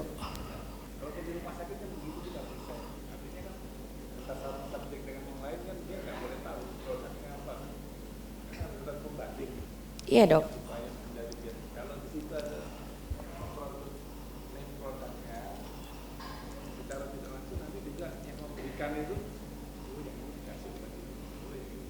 Oh. Oh bukan, saya rasa mungkin di lebih proses sebelumnya dok. Jadi proses sebelumnya ketika kita sebelum ya pada saat desain, sebelum kita melakukan kegiatannya biasanya akan didahului dengan proses apa ya pembuatan perjanjian kerjasama, MOU. Ketika kita menyetujui untuk mengujikan kepada pasien kita, tentunya kita ingin melihat produk ini apa, kemudian apa nanti yang akan diberikan kepada pasien kita itu di batch nomor berapa, walaupun nanti pada pelaksanaannya akan di blinded dok, kita tidak akan tahu siapa yang akan mendapatkan apa, tapi produk yang akan kita berikan itu di level sebelum pemberian atau persiapan sebelum melakukan uji klinik itu yang harus diketahui gitu dok, mungkin itu ya dok. Ya itu dok. Okay. Kemudian terkait regulasi sendiri, kita tentunya harus tahu bahwa mungkin sekaligus kami jelaskan juga terkait pelaksanaan uji klinis khususnya di Indonesia, itu biasanya kalau kita ingin melakukan suatu uji klinik harus melalui izin BPOM. Jadi pada saat kita mendapatkan tawaran, misalnya banyak sekali di Sarjito Muniko ada staf-staf kita yang mendapatkan tawaran dari pabrik obat. Kemudian di Indonesia mungkin belum ada, maksudnya adalah untuk memberikan uji klinik yang memasukkan produk. Nah ini semua proses ini harus sesuai dengan ketentuan dari BPOM. Biasanya ini akan diurus oleh sponsor.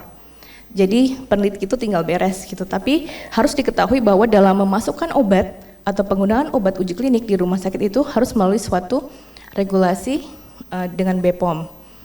Dan ini kira-kira apa yang harus dilakukan? Selanjutnya siapa ya? Bu Anggi, ada pendapat Bu Anggi? Mungkin belum, oke. Bu Eko ya, monggo ada masukan. Berarti itu penyimpanan sudah tidak standar lagi ya, yang standarnya 2-8 derajat. Yang jelas dari kualitas obatnya sudah meragukan. Oke, apa yang harus dikerjakan beliau? Apa yang harus dikerjakan oleh perawat tersebut? Melapor aja dulu. Lapor, oke. Baik, mungkin satu lagi, Dr. Lutfi mungkin ada masukan? Tidak ada. Dr. Pujo, ada pendapat dok? Monggo dok. Ya ujungnya kembali ke SOP tentunya. Artinya di situ SOP mestinya menuliskan pula jikalau kedapatan cara penyimpanannya salah, apa yang dilakukan berikutnya, konfirmasi seperti apa dan kepada siapa. Kemudian jika hasil konfirmasinya seperti apa, maka bisa lanjut, bisa juga tidak sebagai bagian dari toleransi suatu produk. Mengingat kalau suatu produk itu dibuang begitu saja, tentu ada kos yang terbuang. Tetapi kalau dipaksakan pula sementara ia sudah tidak memenuhi syarat, tentu pada resipien itu menjadi hal yang harus dipertimbangkan pula.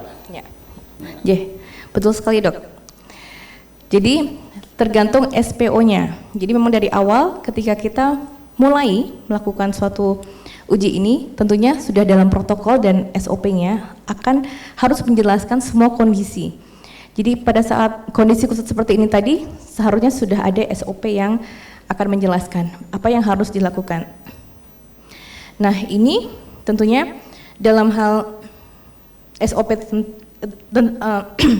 dalam SOP ini juga akan dijelaskan bagaimana apabila terjadi suatu hal yang tidak diharapkan, apa yang harus disiapkan itu seperti backup.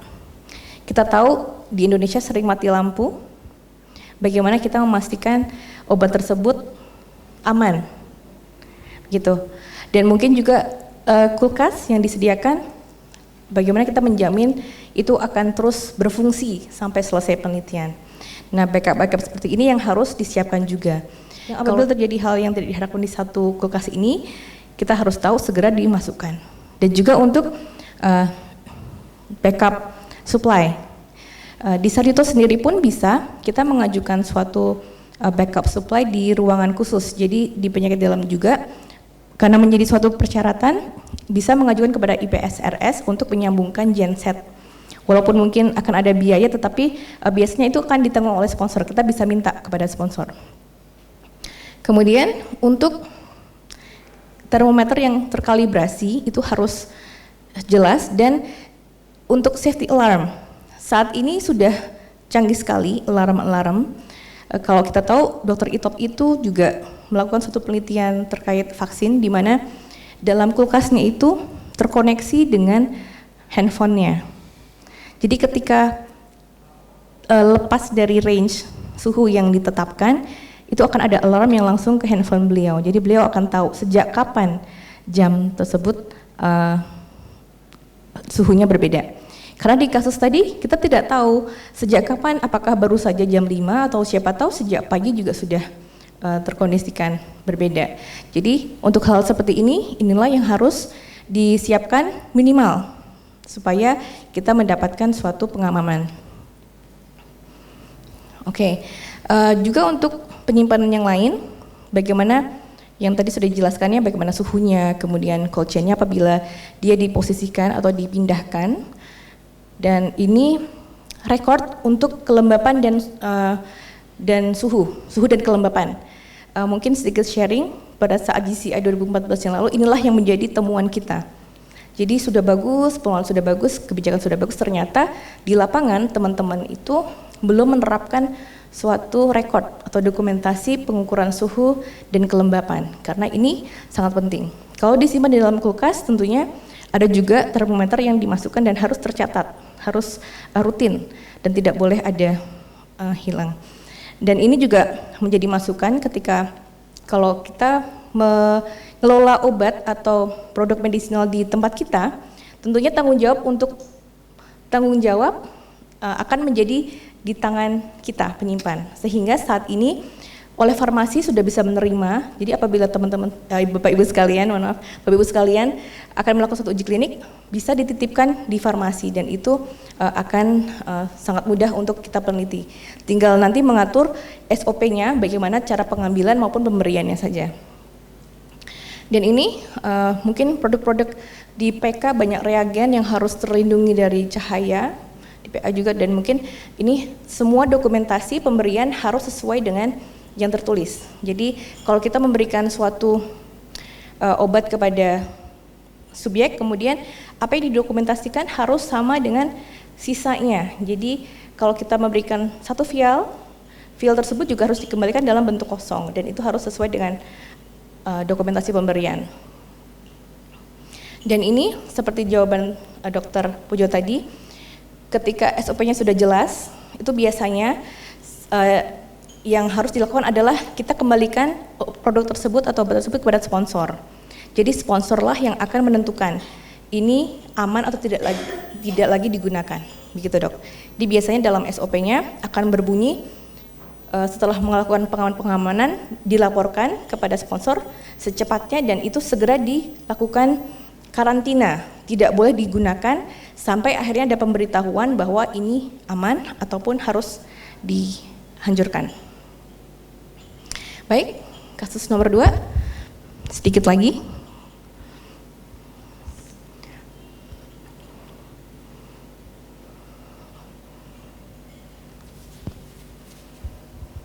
Jadi dalam sebuah uji klinik fase 4,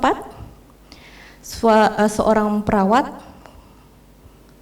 jalan yang bukan anggota tim peneliti memberikan suplai AMP 1 bulan kepada subjek. Kemudian sebulan kemudian peneliti tersebut tahu bahwa ketika dia kembali kontrol, kemudian diketahui bahwa pasien tersebut menghilangkan beberapa obat. Tetapi di dalam dokumentasinya tidak bisa dilacak seberapa yang diberikan kepada subjek, seberapa yang hilang. Jadi tidak ada dokumentasi. Kami mohon masukan, mungkin ada pendapat? Ibu? Bu Redia. Kira-kira gimana, Bu? Mungkin komentar aja. Di apa yang menjadi masalah di sini?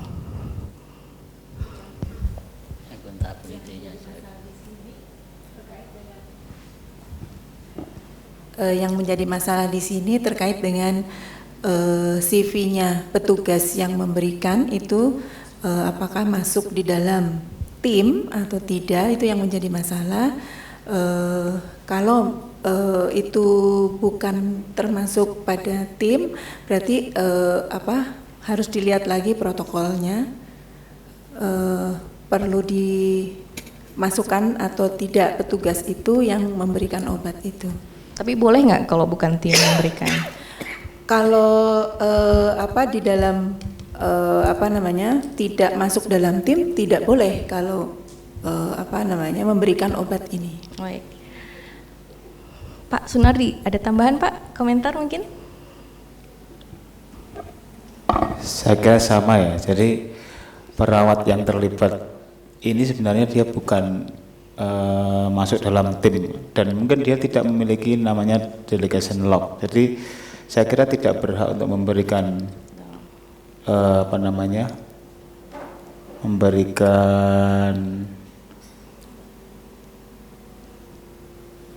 memberikan apa ini, terapi ya? Obatnya ya. Memberikan obatnya. Ya. Saya kira begitu. Ya, betul sekali. Jadi komentar. Ya, monggo Prof. Kalau saya melihatnya keamanan IMP-nya itu, karena orang lain tidak dalam tim kok bisa ngambil. Betul. Ya Prof. Ya, betul sekali Prof. Jadi memang dalam pemberian obat tentu itu hanya boleh dilakukan oleh staf yang sudah terotorisasi. Jadi seperti tadi diberikan pelatihan, sudah memiliki delegation log, dan juga ini hanya diberikan kepada pasien tertentu sesuai protokol. Jadi kita tidak tahu apakah betul yang harus diberikan itu sejumlah 1 bulan. Kita tidak tahu, mungkin protokolnya hanya seharusnya 1 minggu saja gitu. Jadi kita harus sesuai dengan protokol. Dan juga mengenai dosisnya juga itu juga menjadi catatan yang penting, bahwa tentunya kalau misalnya bukan sebagai tim belum tentu dia akan tahu bagaimana harus diberikan, apakah IV maupun oral, dan tentunya itu menjadi hal yang harus diperhatikan. Dan ini yang menjadi penting juga ketika kita memberikan suatu obat kepada pasien, kadang-kadang bentuknya vial atau bentuknya pil.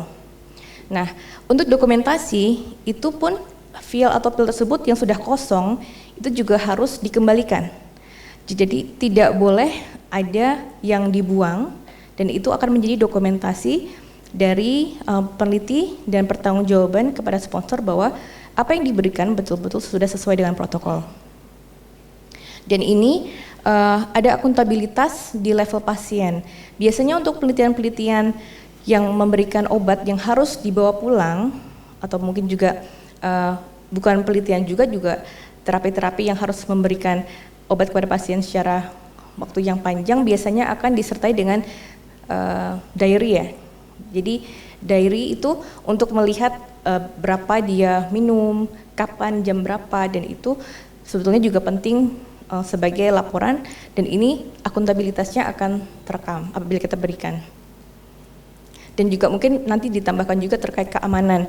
Keamanan pemberian obat ini untuk obat-obat tertentu memang kalau kita tahu bahwa obat-obat di rumah sakit apabila dia obat-obat yang berbahaya juga terkunci. Begitu halnya juga untuk penelitian. Biasanya kalau untuk penelitian khusus, akses mendapatkan obat tersebut hanya diberikan kepada orang-orang yang memang memiliki authorization gitu. Nah, ini tadi yang kita sebut sebagai individual accountability. Jadi di level pasien juga harus kita lakukan akuntabilitas, berapa yang diberikan, kemudian botol-botol yang kosong atau vial yang kosong itu ditandai dan juga dikembalikan. Dan ini juga harus dipastikan bagaimana pemberiannya, dan juga apabila sisa itu juga terekam di dalam dokumentasi kita.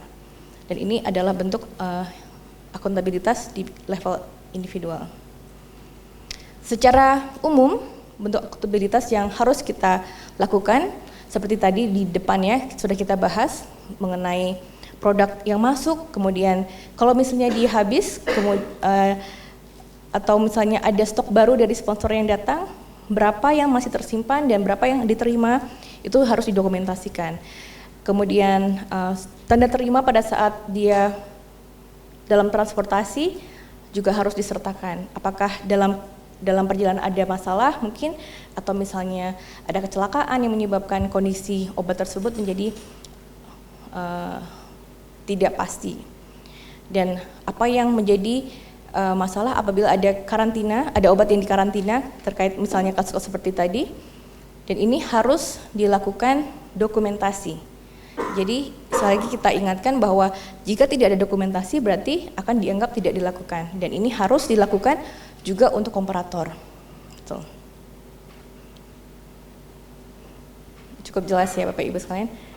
Baik, kita lanjutkan. Kasus terakhir.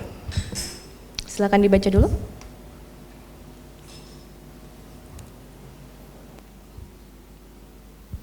Pada fase 4 suatu uji klinik untuk mengevaluasi safety dan efikasi suatu obat kombinasi.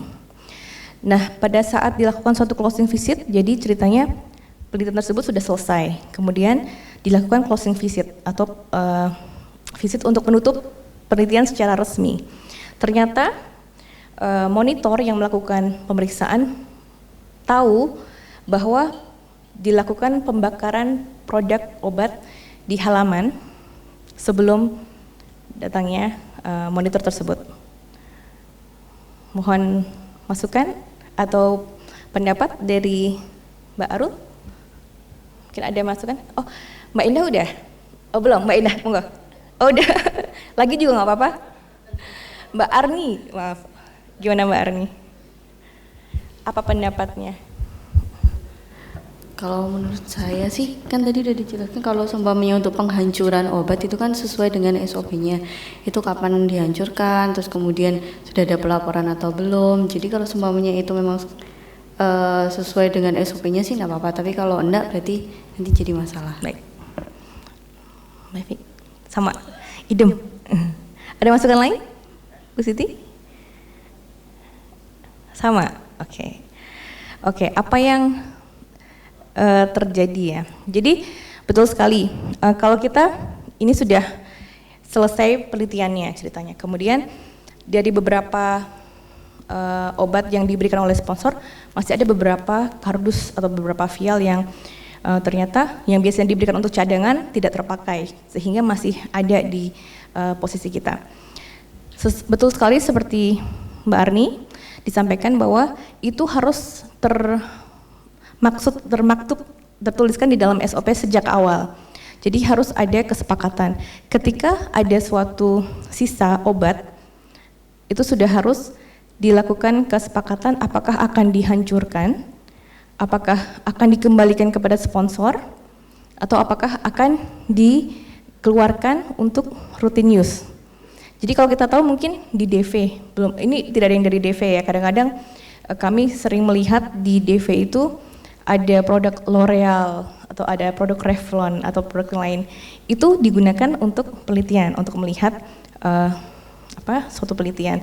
Itu bisa dilakukan suatu relabeling. Jadi dengan perusahaan atau dengan sponsor tersebut dengan aturan yang berlaku bisa direlabeling dan diberikan kepada umum. Tetapi seharusnya tidak boleh misalnya ada sisa. Kemudian biasanya sih seringnya udah buat saya aja ya, lumayan kan lotionnya mahal gitu.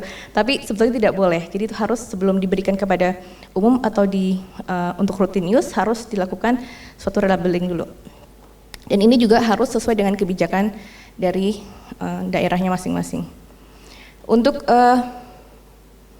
penghancuran di sini juga harus sesuai dengan proper, atau bagaimana misalnya harus sesuai kebijakan di rumah sakit misalnya. Kalau untuk produk-produk yang sisa misalnya B3 atau apa, itu harus sesuai dengan environmental regulations yang di sana. Kemudian apabila dikembalikan kepada sponsor, juga disepakati siapa yang akan membayarkan. Apakah dari kita yang harus mempaketkan?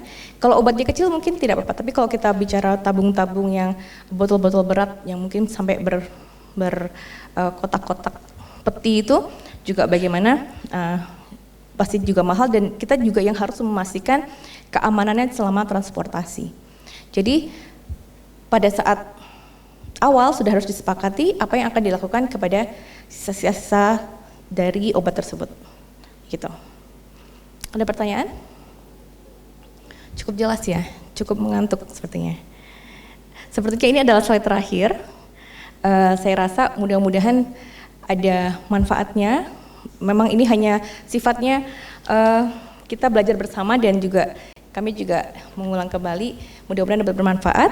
Dan selanjutnya supaya kita tetap semangat, mungkin Mbak Weni, saya berikan waktu kepada Mbak Weni untuk kita happy-happy dulu supaya segar lagi. Oke.